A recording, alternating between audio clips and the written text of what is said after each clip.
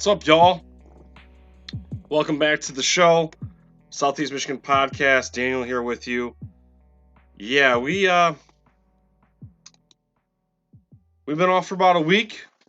Not a lot of going on in the Michigan football realm. Obviously, just had the transfer portal close up. We're going to talk about that today in this episode. Last week's show, we kind of did our documentary review thing. We reviewed one of the Netflix Untold series episodes called Hoop Schemes about Arizona State basketball in the early 90s. So if you want to go check that out, you can. And if you want to go back to November, I don't know the episode number, but back in November, right before the Ohio State game, we did Tiebreaker. So we got 2 documentary reviews up for y'all to enjoy. And this is going to be the 3rd episode where we are broadcasting in audio and video form.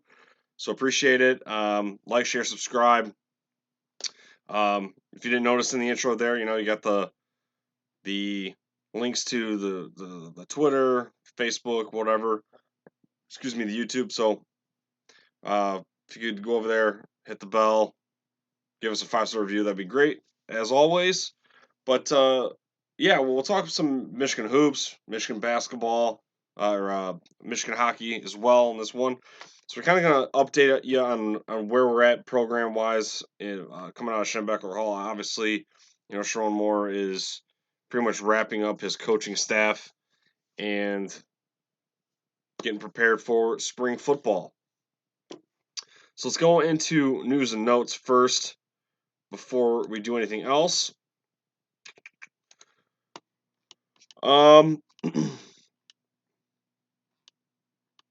So yeah, Keon Sabb, speaking of the transfer portal, Keon Sabb heading to Tuscaloosa, going to Alabama. I'm going to play for Kalen DeBoer. So the portal closes on the 23rd. The next time it opens up is going to be on April 15th, and then closes again on April 30th. Out of all the Michigan players, who left, Sabb was the one that stung the most. I know a lot of fans, including myself, were really bummed Sabb left, but in hindsight, knowing that was the greatest loss, it's a little easier to swallow. Given to how much tampering was happening, while the coaching staff was being constructed still. So, you lose C.J. Stokes. Who was the other one you got? Matthew Hibner was in there. Of course, I'm Darius Clemens. Yeah, were some of the big ones. I think Joey Velasquez. He still hasn't found a destination. Jake Thaw. So you got a lot of guys in the portal, but like I said, Keon Sabb probably the one that stung the most. And given him probably not going to start again, being the number 1 guy this year, probably played a factor into it.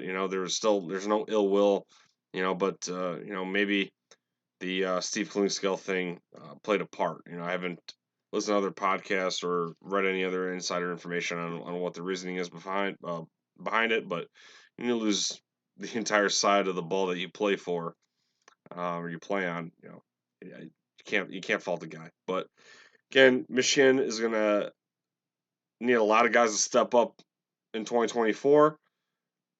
Like 2 deep and beyond, because you got McCarry, Page, Rod Moore, your core safety spots there, but obviously with Sabb there, that helps you with injuries and rotation and stuff like that. So it is what it is.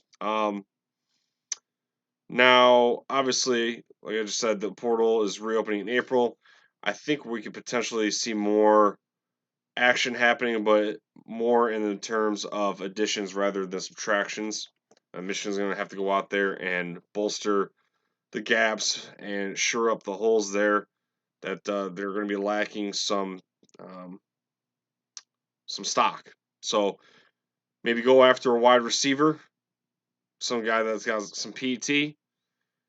We'll see who's going to be in the quarterback spot. A lot of the good ones have been locked in elsewhere, so it's probably going to be the Jane Denegal and Alex Orji show. I don't think Jane Davis is going to be cracking the starting spot just yet, unless he wows, outrageously in camp and stuff. But Defensive side of the ball probably at backer. Just they're probably going to say bits and pieces everywhere to and from. But um, if you guys don't know, yeah, they got the offensive lineman from Northwestern, Josh Preeb, John Preeb, and then you have Barham from Maryland to fill in probably the Junior Colson role.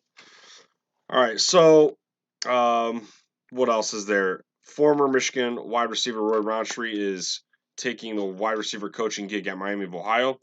He was previously at McNeese State. So good for Tree out there. The EA Sports video game is set to have a game trailer dropping in May. So again, a lot of the stuff that I'm talking about here with the news and notes, it's probably a lot of it's been a week old because like I said last week we did the documentary review, but all players are opt in this game are going to get $600 and a free copy. And you think, oh, $600 ain't that much. That's like just over a car payment. Well, I think there is. Correct me if I'm wrong, but I want to say like around like 11,000 D1 football players. So I think it's pretty fair to be in a video game, whatever. But again, it's just exciting to have this game regardless. All players who don't opt in, they're gonna have a generic one put in their place. Face scans will be used for most players. I did see something responsive. These college athletes have their helmets on majority of the time anyway, so probably for the most notable players, there'll be face scans. The voices of college football that will be in the game confirmed via On3 are Desmond Howard, Reese Davis, Kirk Herbstreit, Chris Fowler, David Pollock, Jesse Palmer, and Kevin Connors. So nice list there. I don't have any qualms about that. Like having Gus Johnson and maybe Joel Klatt would have been pretty cool, but that's just when you start getting a little too expensive and time consuming building it. No, I would preferably want Brad Nessler on the call, but they do a thing where they rotate the broadcasting crew, where you don't get the same two guys every time. That'd be pretty cool, but it's just going to be super exciting, and to see the studio updates and stuff like that, that's gonna be fun. That's gonna be fun. Although when I still play 2014 now, I don't really ever sit around and watch it. I mean, I know the game's outdated now, but I don't. I never really sat and watched. I was just kept hitting get to the third quarter. But next, Alabama hires former Michigan quarterback Nick Sheridan to be the offensive coordinator after Ryan Grubb takes the Seattle Seahawks OC spot. So Ryan Grubb, Washington's former Washington OC, followed the board to Tuscaloosa, and then did a Jeff Hafley from Boston College type deal where an NFL gig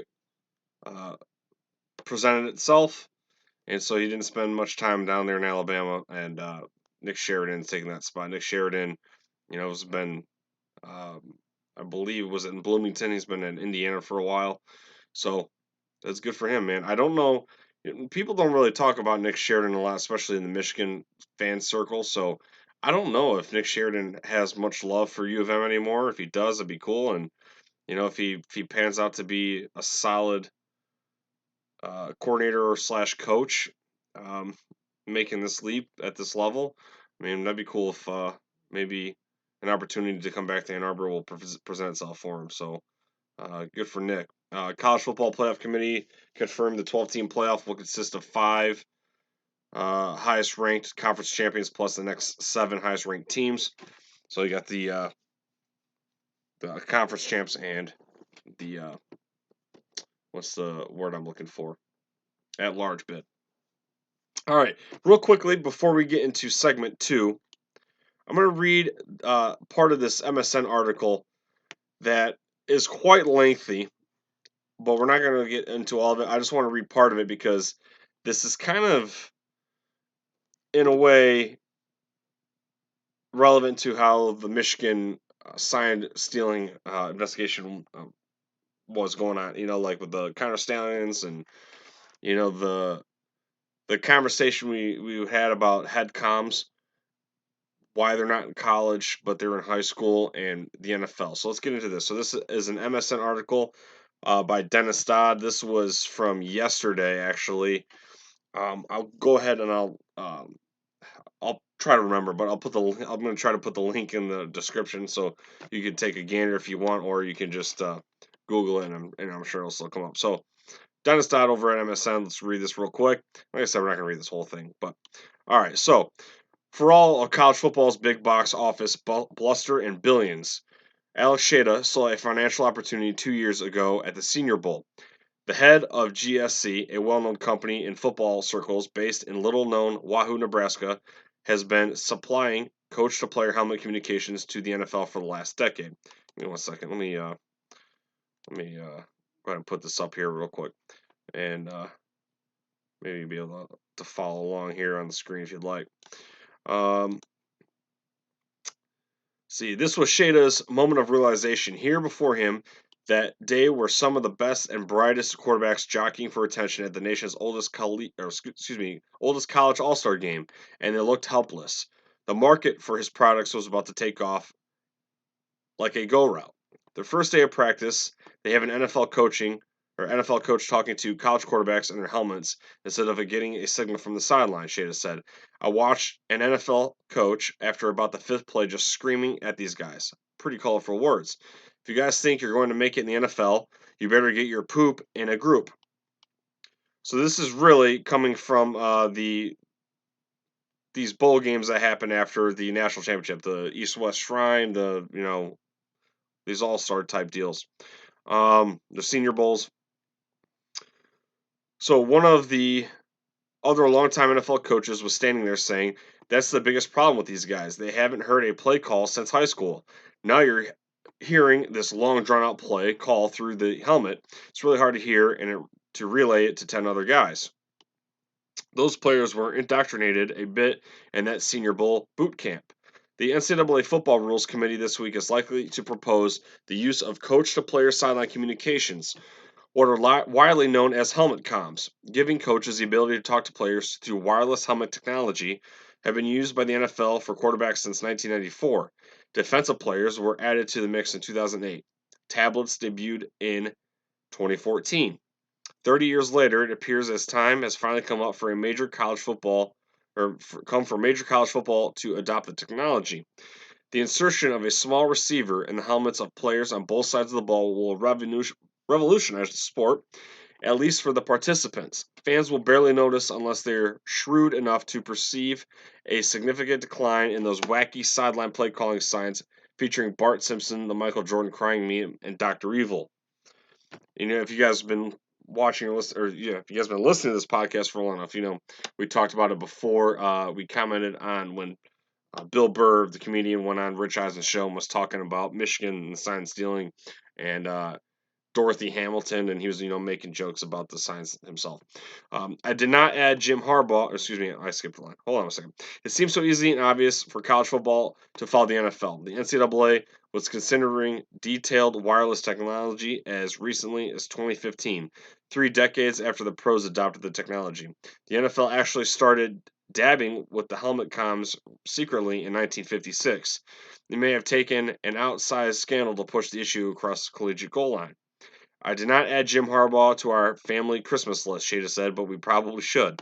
Michigan's sign stealing scandal fueled a lot of shout at him talk shows in the moment. The stakeholders on the issue say helmet comms were coming regardless. The concept had been kicked around for years. It made too much sense until it didn't. There was a cost factor to consider. It's one thing to outfit 32 NFL teams and add another to find common ground with 134 FBS schools of various sizes, shapes, and budgets. All you have to do is follow the current events to know the lack of leadership of any issue in major college football. Another reason for the delay? Both the NFL and college football have dealt with massive head trauma liabilities over the years. Any modification made to existing helmets adding the credit card size receiver must pass safety standards, especially at the FBS level. There's really big desire to really see if we can push this forward, said Steve Shaw, NCAA secretary, editor of the Rules Committee. We had all the FBS football administrators in, and we really talked through technology. There seems to be at least all excuse me, there seems to be at least at those 10 FBS conferences desire to make this thing work. It's kind of maybe unprecedented. The Big 10 has been the legend and the leader on the issue. The league advocated for a waiver seeking use of the technology by its teams last summer. The Rules Committee did not approve but countered by allowing the use of helmet comps during the bowl season as an experiment. We want this to be a single unified solution to start to finish, said AJ Eds, Big Ten Vice President of Football Operations. Schools can determine, conferences can determine if this is in a priority. The feedback we had was extremely positive. The committee's proposal won't formally be adopted until it's approved by the NCAA Playing Rules Oversight Panel later this year. The momentum for change is evident. The ACC went ahead and adopted use of helmet comms on the sideline tablets February 14th, and that gives the league enough time to implement the technology during spring practice. The rule change would be permissive, meaning each conference will get to decide whether to utilize helmet comps. Shaw made a rough estimate of startup costs to install technology, 40 to 50,000 per school. While that's pocket change for Power 4, some programs will not be able to afford it. The biggest issue of all this is the scope and scale, Shaw said. If we open this up, then there are going to be 130 FBS teams that want to do it. Do we have enough product that can get 130 teams covered? So there you go. That is, in a nutshell, that article. Like I said, I'll leave the link in the bio if you wanted to um, go ahead and continue further. But I thought it was interesting that this came up, and really hopefully that it takes off. So regardless of what you may think of Connor Stallings and all that he brings to the table, and that topic, this is a good thing. It doesn't make any sense why college, outside of the money aspect, why they don't have it, and high school and pros do. And I guess that gap, that bridge that isn't there, obviously, is somewhat of a concern with some of these coaches that are trying to um, teach these guys, just in the senior bowl game or East West Shrine Bowl game, whatever. So yeah, I think that's about it for the news and notes. We'll get real quickly into our ad read, and I'll see you in segment 2. All right, when our community wins with us, we want to ensure you maximize your ROI. Line shopping for the best odds matters, and that is why any profitable sports bettor needs to be using multiple sports books. Thankfully, there's never been a better time to get signed up, and we are here to connect you with the best promotions industry wide. Using our link, signupexpert.com/southeast, you can get access to all the sports books in your region, along with a review of each platform and its unique features. Most importantly, this page automatically connects you to the top promotions at each book, allowing you to start line shopping with an enhanced bankroll. If you want to take advantage of these benefits and support our brand, please consider signing up for your next sportsbook at the signupexpert.com/southeast. And if you take a look, if you're watching at the moment, it's kind of what it looks like. Click on that link, and it's going to take you here. So shows you your top 5 sports books. You got some prize picks action there in your fantasy sports, and if you're looking for more, you got Stars and Casino. You got World Series of Poker, Wheel of Fortune. So, like for example, right now, if you log on to Wheel of Fortune, you're going to get 100% deposit match up to $2,500 plus $25 bonus bets. World Series of Poker is giving you up to $100 in free plays. Or, of course, if you head over to like BetMGM, you can get $5 and get $150 back in bet credits. And like I said, it's a good time to sign up right now, especially with March Madness coming around the corner here. We only have mostly 3 to 4 games depending on who you root for, um, and then conference tournament time. All right, so I'm moving myself all over the screen if you're watching. I forgot to lock it in. All right, now we're locked in on the webcam. All right, so back to the pod. All right, segment 2 here with Michigan hockey. our boys over there at Yost swept the Notre Dame Fighting Irish this past weekend. Gives the Wolverines fourth place in the conference. Michigan heads to Minnesota to close out the regular season this weekend with a chance to move into third before the conference tournament. Back in November, Michigan hosted the Gophers and split that series in a 3-4 loss and a 2-2 tie shootout win. Excuse me. So MSU and Wisconsin, Minnesota are probably in the national tournament regardless of what happens here in this final weekend. But Michigan needs to sweep these Gophers in order to breathe a little bit easier. They're probably just inside the bubble, but with the season that's just so up and down, it's going to be a crucial series. Michigan last year a lot different of a team. They went into Minneapolis and won the Big Ten tournament championship for the second year in a row. And coincidentally, the year before was also in Minneapolis. So they have had the Gophers number when it's absolutely been on the line and mattered. But, like I said, this is a different team. You got a lot of the same players, but, the defense isn't quite there this year, and that's been a problem. So Michigan, on the offensive side has been shining. They have, 6 players that are, averaging more than a point a game. And at one point, Gavin Brindley, Rucker McGroarty, T.J. Hughes, Dylan Duke, Seamus Casey, Frank Nazar, were all top dogs in the Big Ten in points. So, like I said, the offense hasn't been an issue. Now, at times they get a little streaky. They'll get on you early, and then there's like a weird collapse that happens. It's been numerous times this season, and then there's other times where they can play consistently on offense throughout the whole game, but again, the goaltending and the defense has just not been there, and missing Luke Hughes um, during this season has been very eye opening. Um, so I think at one point Michigan was, and they're probably not much better, but they were like one of the worst teams in penalty kill too. So hopefully they have a big weekend. They beat the Gophers, and just want to. I hope, of course, I want to see them win the Big Ten tournament championship. But if they can at least just get a shot, just get a bid into the national title or national tournament, that'd be great. Try to get back to the Frozen Four and win this one. I don't think this team is going to be built to really play with the cream of the crop and win it all, but hopefully they at least get a shot. Hang a banner. Keep hanging banners. Michigan basketball. I mean, not much to really talk about besides that they are still ass. Currently sitting at third, or excuse me, currently sitting on their third 5-game losing streak of the season. I mean, as of this recording right now, it's February 27th, Tuesday, and they have, I believe, a game here tomorrow, or is it Thursday? I believe they have a game Thursday.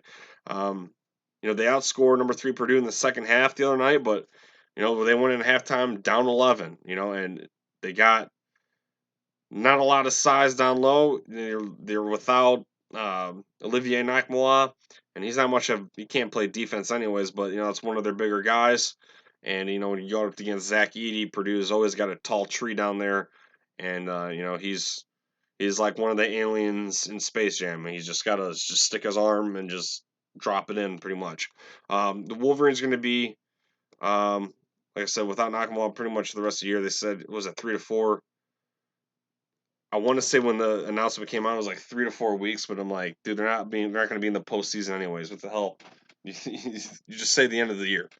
But Rutgers and Ohio State are on the road here before hosting the Cornhuskers to close out the season. So all 3 of those games are very losable. And, they looked bad against Nebraska the last time they played them. They beat Ohio State in Columbus.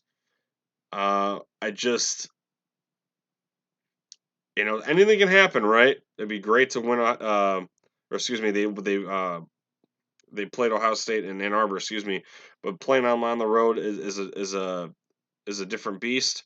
And Rutgers, they're, I think, one spot above them in the conference standings, but Michigan lost to them as well. So I just don't see These guys getting double-digit wins this year. They were at 8 wins, and they're going to stay at 8. And it's so bad. It's so bad. I understand injuries happen. The Dougie McDaniel suspension is a head scratcher, and Juwan has had to deal with on and off the field or on and off the court issues. But my goodness.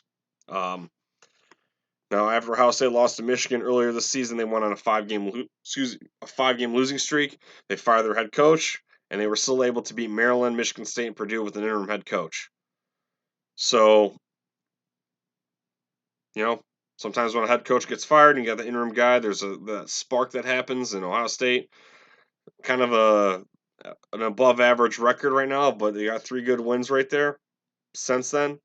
So we'll see. Like I said, that's why I just don't really have any confidence in Michigan traveling to Columbus to pull off an upset here.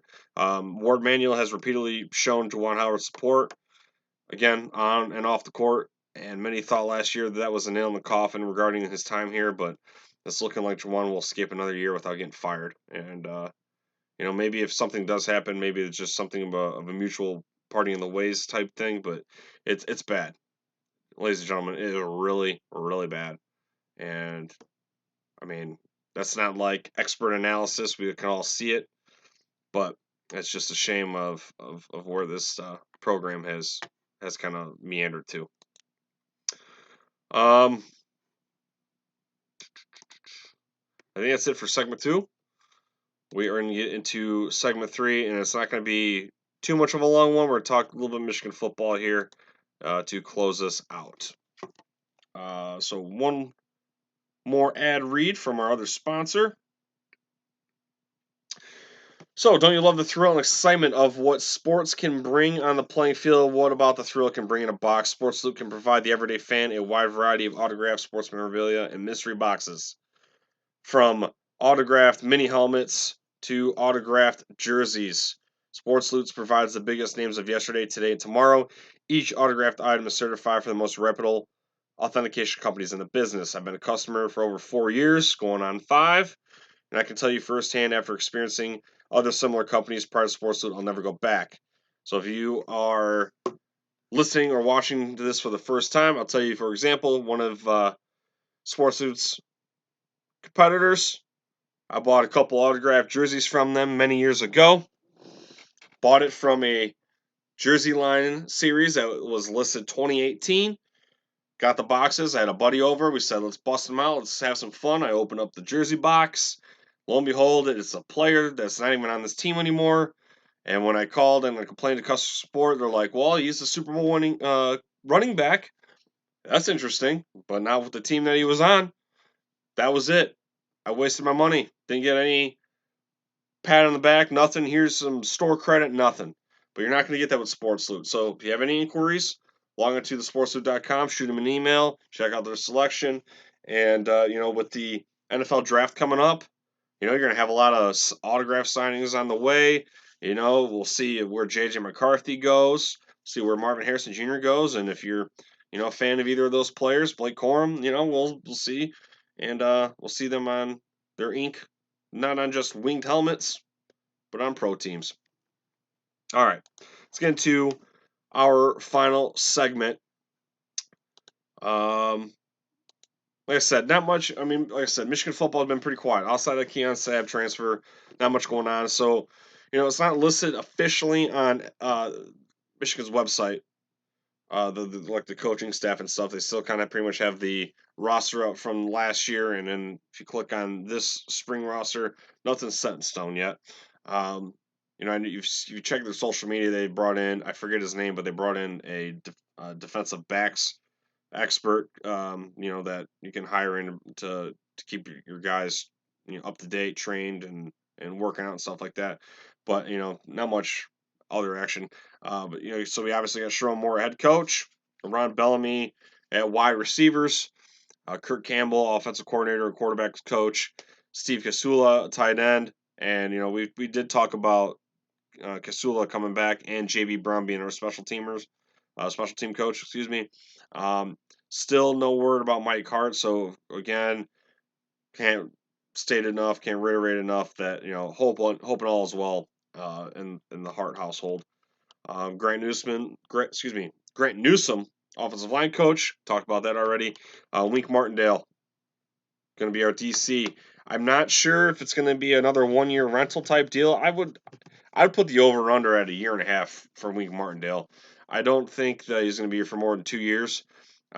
Maybe Michigan go ahead and poaches from the Ravens again, but Jim's not here, and I don't know if the Ravens connection is going to be there necessarily as strong as it was when the Harbaughs are texting each other. The Zachary Orr guy that a lot of fans wanted went from linebackers coach to the I believe the defensive coordinator. So he got promoted. So maybe the next promotion he gets is in Ann Arbor. I don't know. I don't think so. I thought a huge get here was the Greg Scruggs steal. So Greg Scruggs comes over from Wisconsin to be the defensive line coach. I think it's a huge get, and getting him from out of the Luke Fickell's grasp. And that is something that you can't say that was confirmed. I know a lot of the insider guys on the internet were getting blasted because they say one thing when something else happens, but people change their minds, and sometimes you got to kind of look at it from their perspective. But Wink and Scruggs were seen at, I believe, I can't remember what basketball game it was, but it was within a couple weeks ago, being down near the sideline. So Wink was wearing a Michigan hoodie or a hat, and Scruggs was wearing a hat. So they are maize and blue at the moment. Brian Jean Mary coming back home to be the linebackers coach, coming back home from Tennessee. And then the one that was kind of, like I said, people were getting upset about because people were reporting that Steve Adoki from the Texans was going to be the defensive backs coach, and then changed his mind, didn't happen, and now it's going to be again. Nothing about this has been on Twitter, Instagram, the web, mgoblue.com. Nothing. It's not, and even this guy hasn't even changed his Twitter profile yet. So I wouldn't be surprised if this doesn't happen either. if it. But Lamar Morgan is the defensive backs coach. He's coming over from Louisiana. He worked with Jesse Minter at Vanderbilt, so there's a high recommendation there from Jesse apparently with this guy. So Lamar Morgan was Louisiana's the Raging Cajuns defensive coordinator, and now he's coming over to be the DB coach. So getting a guy with coordinating experience to be your DB coach is pretty big. So that's really, I mean, all I got. Like I said, I'm not breaking any news here, but I thought I'd mention it. Let's get into a couple of these fun little graphics here that I want to show y'all. And if you are with me for the first time last year, of course, without the Pac-12 editions, we went through the 2022 Big Ten standings from the bottom up. We did a preview of each team. I gave you my schedule analysis, my win-loss, and I don't want to pat myself on the back, but I'm going to do it anyways. I was pretty accurate on my predictions last year, so we'll see if I can repeat. For we got a flash in the pan thing, or maybe there's something a method to my madness. But it's going to be fun. It's going to be a longer trip down that lane because we're going to have Oregon and UCLA and Washington. So, anyways, let's go ahead and look into this way too early over under Big Ten win totals, or over under win totals in the Big Ten that 24/7 Sports put out. Like I said, the previews for these teams or whatever is not going to come until well into summer. But I figured we'd stop in and see what's going on here. So if you are watching right now, you can see Minnesota's at the bottom here with a 4.5 over under. And then at the top is Ohio State at 10.5. So Ohio State always winning the off-season banners and trophies and stuff like that. I know Michigan, we kind of try to hoot and holler at our team in 2018 and 19 with Shea Patterson and stuff like that. But so yeah, so 10.5 for Ohio State, 10.5 for Oregon, 9.5 for Michigan, 9.5 for Penn State, and 7.5 for Southern Cal. Just looking at this as it is. The way too early's. The Ohio State one I think is fair. The Oregon one I think is fair. The Michigan one I think is fair, and I think the Penn State one's pretty fair. Those top four are going to be between I think 9 and 12 wins potentially, or 11 wins, just because Penn State is returning Drew Aller. They have some core guys also coming back. You got your Singleton, Katron Allen duo in the backfield.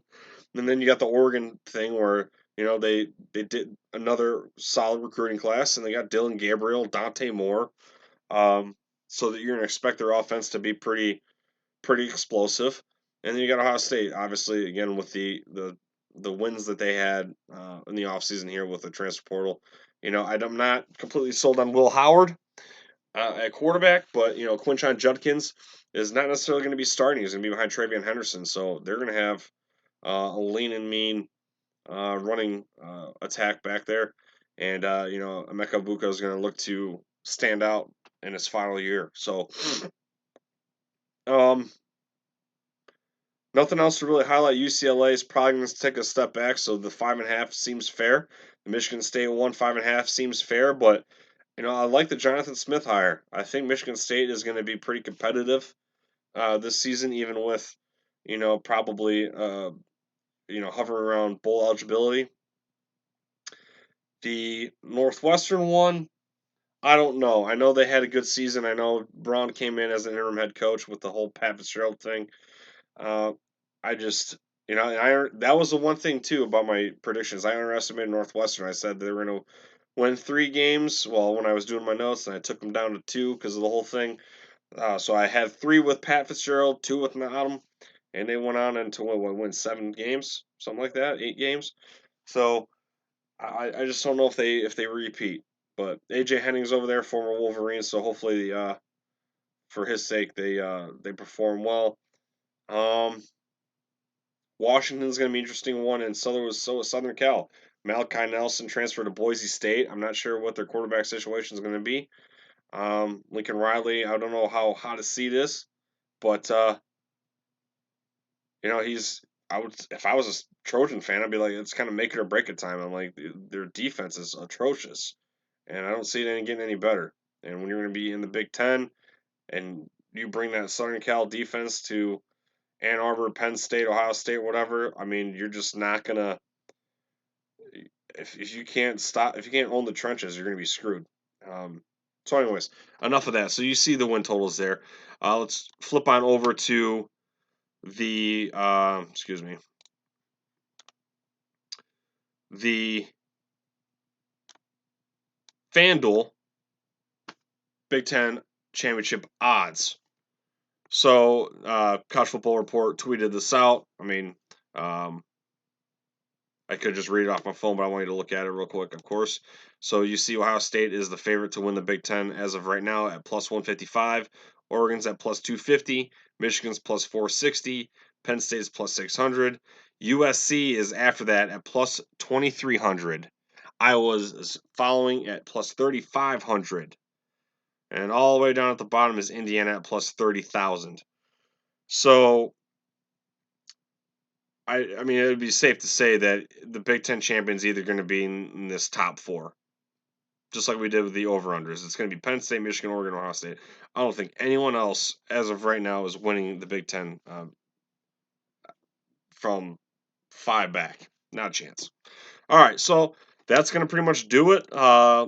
Ladies and gentlemen, figured I'd run into those things. And part of the reason why I wanted to go video, too, is be able to show you all these graphics. Because normally, when I like to go through these graphics that people put out, and I want to be able to show you what I'm reading instead of kind of being y'all being blind into it. So, let's see. Anyways, yeah. Again, please like, share, subscribe, leave a comment below on YouTube. Uh, Hit me up on Twitter if you'd like. Join the Facebook page for more discourse. Like I said it's that time of year. It's gonna be slow time for the Michigan football program unless we have another transfer, coaching change. But with the NFL Combine happening either is it tonight or tomorrow? We'll discuss that. We'll see what happens. JJ McCarthy is going to be one of like maybe 3 or 4 quarterbacks doing throwing drills. Drake May looks like he's opting out. Caleb Williams is opting out. Marvin Harrison's opting out of running routes and shit. So I guess we'll kind of have to cross that bridge when we do. So, anyways, you guys are awesome. Appreciate you. And see you next time.